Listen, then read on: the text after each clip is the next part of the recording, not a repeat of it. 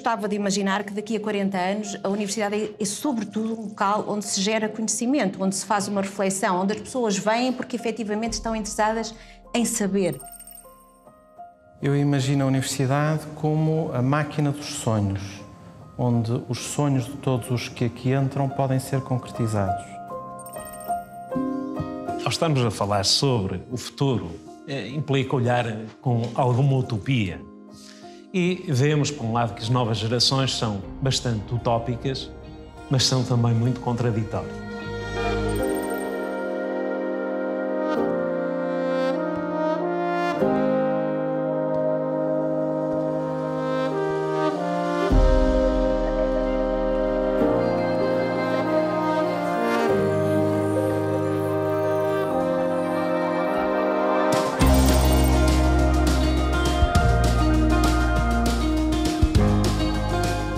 Estamos no futuro de 1978. Um futuro que começou há 40 anos, quando nasceu o Centro Regional do Porto da Universidade Católica. Pensado como um lugar de vanguarda e sempre fiel a essa filosofia.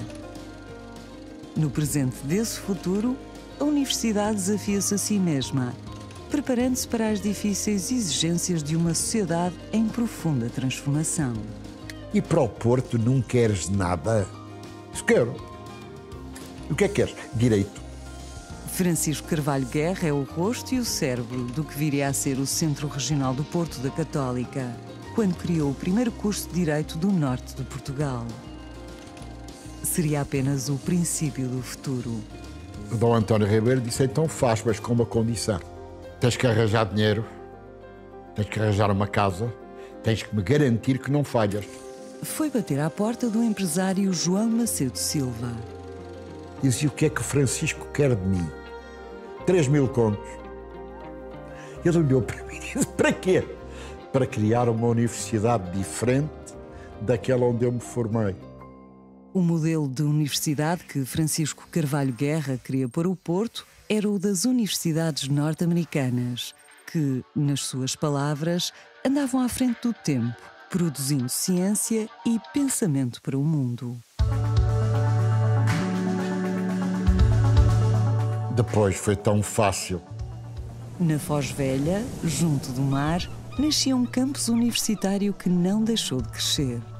O mundo foi mudando, a cidade também, e a universidade deixou-se contaminar pela envolvência. Em 40 anos, passaram pela Católica no Porto mais de 19.000 alunos. Cada um levou e construiu a sua história, contribuindo para a construção de um coletivo. Márcia é um dos rostos dessa transformação. Meu nome é Márcia Belotti, eu sou artista visual, tenho 37 anos. Vim para Portugal em 2015, através de residências artísticas, e ao vir para a Católica eu fiz um investimento. Então eu estudo loucamente para ser não a melhor, mas o melhor que eu posso.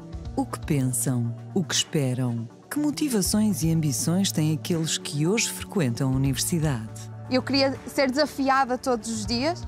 Estou plenamente convencido que estou no curso certo. Acho mesmo que vou ser muito feliz aqui. Gosto de estudar, em primeiro lugar, e para direito é essencial.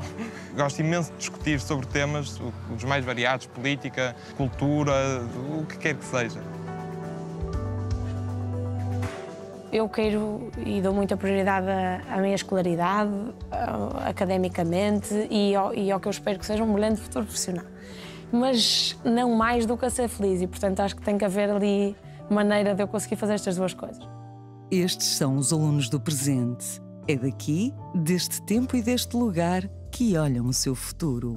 Gostava de estar, provavelmente, no terreno, numa organização internacional, a explorar e a dar formação, provavelmente, de direitos humanos. Não precisa de ser fora, obrigatoriamente, pode ser em Portugal.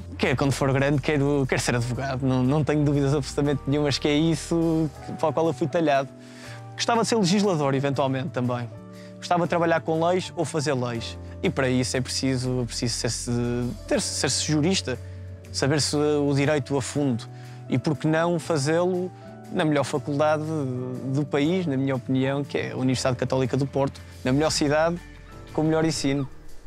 Um ensino que quer estar ao serviço dos desafios do futuro. E daqui a 40 anos, como vai ser. Acho que uma escola das artes daqui a 40 anos, independentemente dos processos, não é? Porque os processos estão sempre muito dependentes das transformações tecnológicas, materiais, processuais. Acho que as artes continuarão a ser esse lugar onde se testam novas formas de entender, em primeiro lugar, o próprio sujeito e, em segundo lugar, o que é isto que nos rodeia. A bioética é uma daquelas áreas que terá uma forte intensificação nos próximos anos. E quando tento imaginar o que é que ela será daqui a 40 anos, eu imagino alguns dos muito importantes desafios que vai ter. O direito não funciona de forma, digamos, completamente técnica. Com grande probabilidade, os robôs não vão substituir os juízes, não vão substituir os advogados. E, portanto, aquilo que nós temos de fazer cada vez mais é formar os nossos alunos para essa ponderação de valores. Uma universidade que permanentemente se autoquestiona e que está em diálogo intenso com o mundo. O Porto criou a sua estrutura de desenvolvimento inteligente próprio no âmbito do que é a tessitura da Universidade Católica, com um alinhamento de visão comum que a Universidade tem, políticas comuns de desenvolvimento, de ciência, de investigação. É uma casa muito grande, com estilos muito diferentes, com áreas de saber muito diferentes. As pessoas são o melhor que temos e se calhar também o aspecto mais difícil com que temos que lidar todos os dias. Depois o aspecto mais estimulante, porque se calhar se eu puder colocar tudo numa palavra, isto é um projeto absolutamente estimulante, é toda a oportunidade de lidar com essas mesmas pessoas, com diferentes áreas de saber e poder induzir a mudança. Portanto, se conseguirmos fazer coisas acontecer, é uma oportunidade imensa de trabalhar para o Centro Regional do Porto, para esta região, para esta comunidade. Quem saiu sente-se parte dessa comunidade, um lugar de inovação.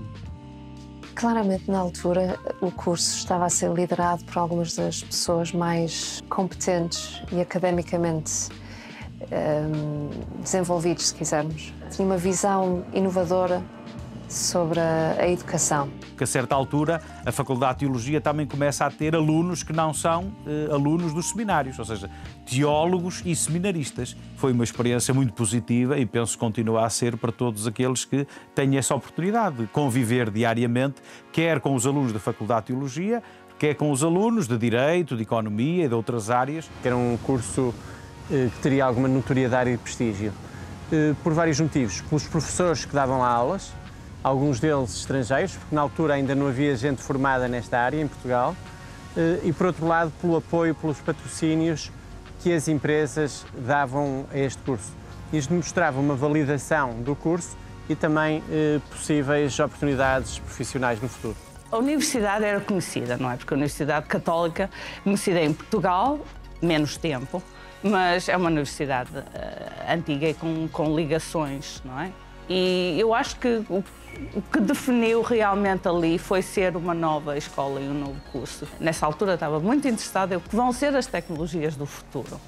E eu acho que a universidade que apostou em ter laboratórios, ter coisas que na altura algumas das outras universidades estavam muito antiquadas. O curso de Direito da Universidade Católica foi uma ruptura com o que era habitual nos cursos de Direito. Primeiro, curricular, porque ele foi pensado por professor Batista Machado e ele estruturou um currículo bastante revolucionário.